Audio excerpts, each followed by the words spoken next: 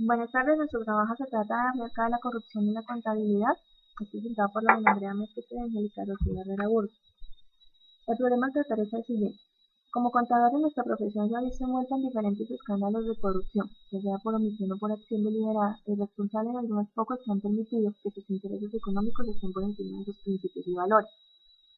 En el ejercicio de la profesión, el contador se ve involucrado directa o indirectamente en muchos de estos casos que pueden llevarlo a cometer o estar implicado en actuaciones que atenten contra la ética y la moral que deben estar unidas a su ser natural por ser miembro activo de una sociedad con responsabilidades compartidas. A pesar de ser la ética un principio activo en la vida cotidiana, algunos profesionales de la contaduría tienden a buscar beneficios individuales sin importar los daños a otros que se ven afectados de manera negativa en la sociedad a causa de sus errores o omisiones.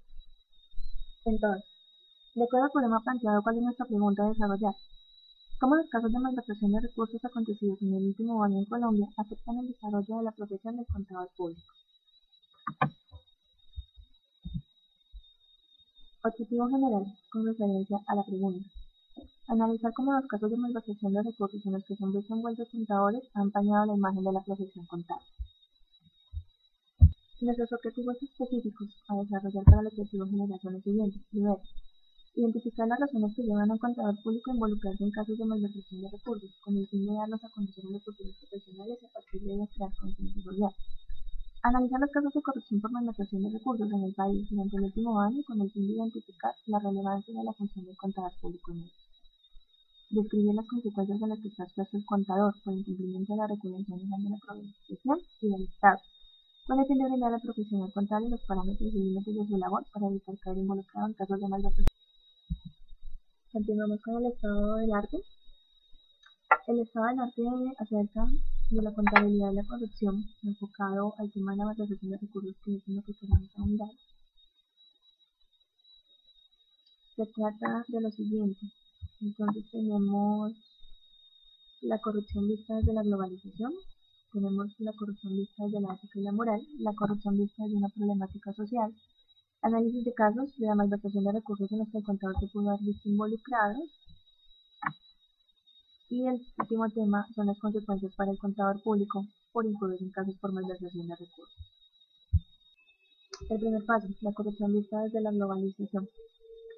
Encontramos en especial a Carbonell y Vázquez 2003 en el texto Poder, Derecho y Corrupción.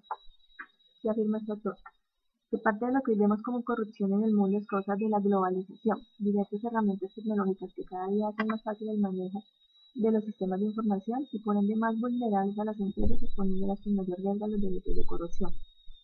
En la actualidad, la corrupción se puede perseguir mediante los vetustentos instrumentos y los limitados alcances técnicos y jurídicos de los estados-nación tradicionales. La globalización tiene manifestaciones muy claras en el orden de las telecomunicaciones y el comercio internacional, pero también ha servido para transnacionalizar las prácticas corruptas. El dinero proveniente de transacciones ilícitas se limpia en los intrincados circuitos financieros internacionales.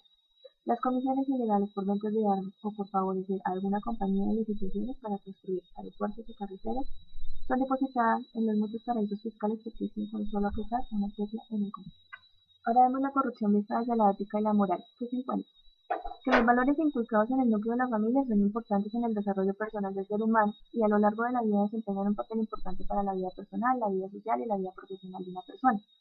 Esto es lo que le permite gobernar su vida y tomar decisiones buenas o malas con respecto a oportunidades y situaciones que cada día se le presentan. ¿Qué se expresa con respecto al anterior? Primero, la Universidad de Deusto, en España, afirma que el hombre es un afanador buscador de su felicidad, que eso es normal y que es bueno. Y eso es lo que Dios quiere de nosotros, que seamos felices. El problema surge por la tentación del hombre de obtener una felicidad falsa. La tentación se presenta polifacéticamente, por la seguridad del consumo que da el tener, por la seguridad de eficacia que proporciona el poder, o por la seguridad de reconocimiento que proporciona la fama o el aparecer. En segundo, encontramos el texto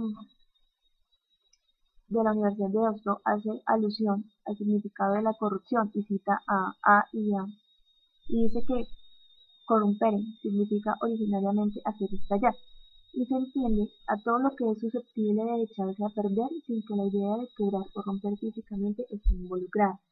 De las palabras derivadas de la raíz reu, dos, una subraya en el aspecto físico de arrancar, otra es el metafórico. Al hombre corrupto no le han arrancado físicamente el alma, pero sí moralmente. Ahora la corrupción vista desde una problemática social.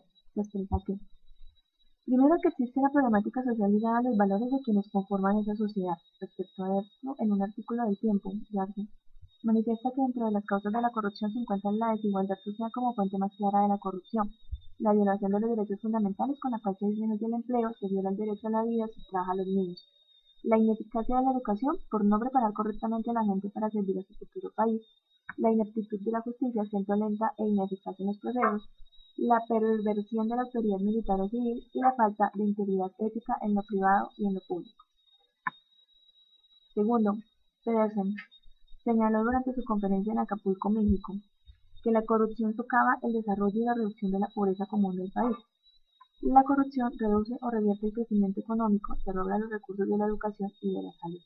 Se premia a los incompetentes y los deshonestos, se penaliza a los ciudadanos emprendedores y honestos, se agravan las desigualdades políticas y económicas y se priva a la gente común de la administración pública responsable y ecuánime. Tercero, en el documento Transparencia Internacional Principal, organización no gubernamental, define la corrupción como el abuso por poder en beneficio privado. Adicional señala que la corrupción implica un comportamiento por parte de los funcionarios en el sector público, ya sean políticos, funcionarios públicos, y los que indebida e ilegalmente se enriquecen por el mal uso de su poder público confiable.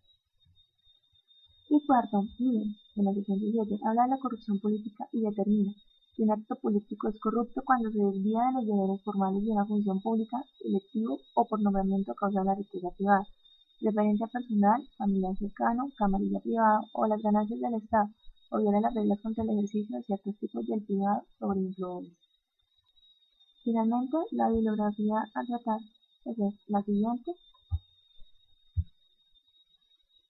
Diccionario de la Lengua Latina, Carbonell Vázquez, Poder, Derecho y Corrupción, elespectador.com, donde se toman algunos casos de corrupción,